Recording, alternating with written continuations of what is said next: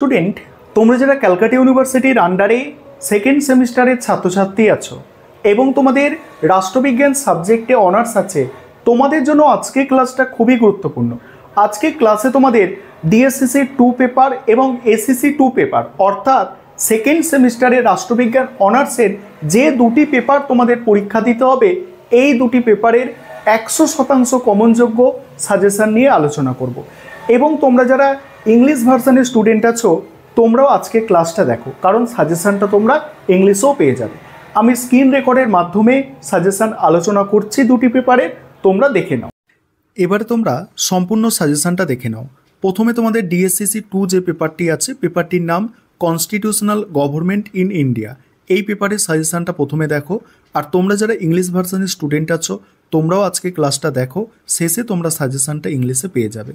দেখো 10 নম্বর এবং 20 নম্বরের জন্য যে প্রশ্নগুলো তোমাদের তৈরি করতে হবে, দেখো প্রথমেই বলে রাখি, যেগুলো মোস্ট ইম্পর্টেন্ট প্রশ্ন, কোনোভাবে স্কিপ করা যাবে না, সেই প্রশ্নগুলোর পাশে কিন্তু স্টার দিয়ে চিহ্নিত করা হয়েছে।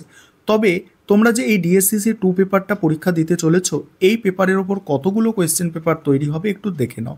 দেখো তোমাদের অনার্সের কোয়েশ্চেন পেপার তৈরি হচ্ছে, যারা এমডিসি কোর্সে সিসি পেপার দেবে তাদের কোয়েশ্চেন পেপার তৈরি হচ্ছে, অনার্সের মাইনরের কোয়েশ্চেন পেপার তৈরি হচ্ছে, এবং দেখো এই 3 ধরনের কোয়েশ্চেন পেপার কিন্তু এই সিলেবাসের ওপর তৈরি হচ্ছে। বুঝতে পারছো? তাহলে কিন্তু এটা ভালো করে তোমাদের কিন্তু পড়তে হবে। তাই তোমাদের বলবো সাজেশনটা তোমরা দেখো, এবং পরীক্ষার তো খুব বেশি বাকি নেই। তোমরা জানো ক্যালকাটা ইউনিভার্সিটি শিডিউল পাবলিশ করে দিয়েছে এবং তোমাদের নভেম্বর মাসের 4 তারিখ থেকে পরীক্ষা স্টার্ট হচ্ছে। তাই এখন থেকে তোমরা কিন্তু শুরু করে দাও তোমাদের পড়াশোনা। দেখো প্রথম প্রশ্ন, ভারতের সংবিধান প্রস্তাবনার প্রকৃতি ও তাৎপর্য আলোচনা করো। এটাও ভালো প্রশ্ন, স্টার দিইনি, স্টার সেই প্রশ্নগুলোতেই দেওয়া আছে যেগুলো একদমই স্কিপ করা যাবে না। দেখো ভারতে কেন্দ্র ও রাজ্যের মধ্যে প্রশাসনিক সম্পর্কটি আলোচনা করো। পরের প্রশ্ন, ভারতীয় গণপরিষদের গঠন ও কার্যাবলী আলোচনা করো। তারপরের প্রশ্ন, ভারতে কেন্দ্র ও রাজ্যের মধ্যে আইনগত সম্পর্কটি বর্ণনা করো। পরের প্রশ্ন, ভারতীয় সংবিধানে উল্লেখিত ধর্মীয় স্বাধীনতার অধিকারটি আলোচনা করো। তারপরের প্রশ্ন, ভারতের যুক্তরাষ্ট্রীয় ব্যবস্থার প্রকৃতি আলোচনা করো। নেক্সট, ভারতে রাষ্ট্রপতির জরুরি ক্ষমতা আলোচনা করো। পরের প্রশ্ন আছে, ভারতের সংবিধানে উল্লেখিত সাম্যের অধিকার আর স্বাধীনতার অধিকার আলোচনা করো। এটা করলে একটা কমন পাওয়ার সম্ভাবনা কিন্তু অনেক বেশি।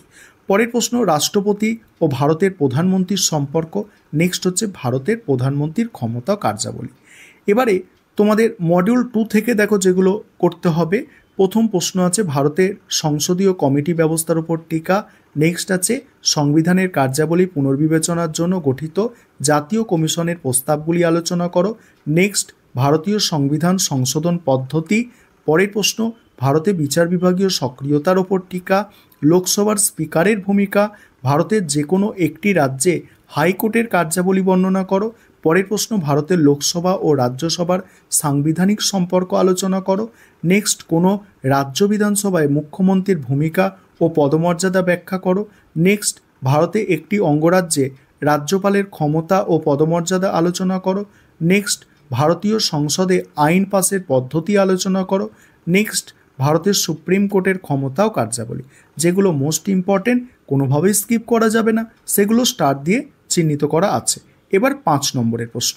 5 নম্বরের প্রশ্ন দেখো, 5 নম্বরের প্রশ্ন খুব কম দেওয়া আছে। 5 নম্বরের প্রশ্ন এখান থেকে কোনো প্রশ্নই স্কিপ করবে না। যেগুলো স্টার দেওয়া আছে সেগুলো তো স্কিপ করবেই না, এমনকি যেগুলো স্টার দেওয়া নেই সেগুলোও দেখে যাবে। দেখে নাও মডিউল 1 থেকে 5 নম্বরের, ভারতের সংবিধানে উল্লেখিত ধর্মীয় স্বাধীনতার অধিকার। আরেকটা বিষয় এখানে বলে নিই, তোমাদের জন্য অনলাইন কোচিং ক্লাস চলছে, তবে তোমরা এই সেমিস্টারে আর অ্যাডমিশন নিতে পারবে না। পরবর্তী সেমিস্টারের জন্য যারা অ্যাডমিশন নিতে চাইছো বা এই সেমিস্টারে তোমরা যারা স্টাডি মেটেরিয়াল পারচেস করতে চাইছো, নিচে দেখো একটা নম্বর দেখতে পাচ্ছ, এই নম্বরে যোগাযোগ করতে পারো। দেখো এবারে বাকি সাজেশনটা দেখো। ভারতে রাষ্ট্রপতির জরুরি ক্ষমতা সংক্রান্ত ধারা। তারপরে ভারতের সংবিধানে উল্লেখিত সাম্যের অধিকার। পরের প্রশ্ন হচ্ছে রাষ্ট্রপতি ও প্রধানমন্ত্রীর সম্পর্ক। পরের প্রশ্ন, ভারতীয় সংবিধানের প্রস্তাবনার গুরুত্ব। তারপরে মৌলিক অধিকার ও মৌলিক কর্তব্যের মধ্যে পার্থক্য। তারপরের প্রশ্ন দেখো, পরের প্রশ্ন আছে এবারে মডিউল 2 থেকে লোকসভার স্পিকারের ভূমিকা, একটি রাজ্য হাইকোর্টের কার্যাবলী, লোকসভা রাজ্যসভার সাংবিধানিক সম্পর্ক, কোনো রাজ্যে বিধানসভায় মুখ্যমন্ত্রীর ভূমিকা ও পদমর্যাদা, তারপরে একটি অঙ্গরাজ্যে রাজ্যপালের ক্ষমতা ও পদমর্যাদা, লোকসভা ও রাজ্যসভার গঠনগত ও কার্যগত পার্থক্য, তারপরে রাজ্যপালের স্বেচ্ছাধীন ক্ষমতা। এবারে দেখো তোমাদের এসিসি যে পেপারটা আছে, এসিসি 2 পেপার, এই পেপারটির নাম হচ্ছে আন্ডারস্ট্যান্ডিং দ্য লিগাল সিস্টেম। এই পেপারের সাজেশনটা তোমরা কিন্তু দেখে নাও। দেখো এখানে 20 নম্বরের প্রশ্ন থাকে, তোমাদের দুটো অ্যান্সার করতে হয় 20 নম্বরের প্রশ্ন, এবং বাকি হচ্ছে 2 নম্বরের 5টা প্রশ্ন থাকে। 20 নম্বরের প্রশ্নের সাজেশনটা দেখো, আমি প্রথম মডিউল 1টা আলোচনা করছি। সুপ্রিম কোর্টের লেখো জারি করার ক্ষমতা। রাজ্য প্রশাসনিক ট্রাইব্যুনালের কাজ ভারতে প্রচলিত আইন ব্যবস্থার একটি বর্ণনা। চাকরি ব্যতীত অন্যান্য বিরোধ মীমাংসায় ট্রাইব্যুনাল। মহিলা আদালতের উদ্দেশ্য কার্যাবলী। হাইকোর্টের লেখো জারি করার ক্ষমতা। জনস্বার্থ মামলার নীতিগুলি লেখো। তারপরে বিশেষ আদালত হিসাবে অপ্রাপ্তবয়স্ক আদালতের গুরুত্ব। ভারতের ফৌজদারি ও দেওয়ানি আদালত ব্যবস্থা। সুপ্রিম কোর্টের বিভাগীয় সমীক্ষা অর্থাৎ বিচার বিভাগীয় সমীক্ষা। মডিউল 2 লোক আদালতের কার্যাবলী। জাতীয় আইন পরিষদ কর্তৃপক্ষ। ফৌজদারি প্রশাসনে পুলিশের ভূমিকা। বিবাদ প্রশমনে বিকল্প পদ্ধতি। নারী সুরক্ষা আইন। পারিবারিক আদালত ও গ্রাম ন্যায়ালয়। জনপ্রতিনিধিত্ব আইন 1950-1951। দলত্যাগ বিরোধী আইন আর মহিলা আদালত। এগুলো তোমরা করো এসিসি পেপার থেকে, এবং তোমরা ইংলিশ ভার্সনের সাজেশনটা দেখে নাও, আমি স্ক্রল করে যাচ্ছি। আমাদের ইংলিশ ভার্সনেও স্টাডি মেটেরিয়াল রেডি আছে। তোমরা যারা ইংলিশ ভার্সনে স্টাডি মেটেরিয়াল পারচেস করতে চাইছো তোমরাও যোগাযোগ করতে পারো। সম্পূর্ণ তোমরা দেখে নাও সাজেশনটা, আমি স্ক্রল করে যাচ্ছি, এবং এসিসি যে পেপারটি আছে এটা এবার তোমরা দেখতে থাকো। তোমরা পজ করে স্ক্রিনশট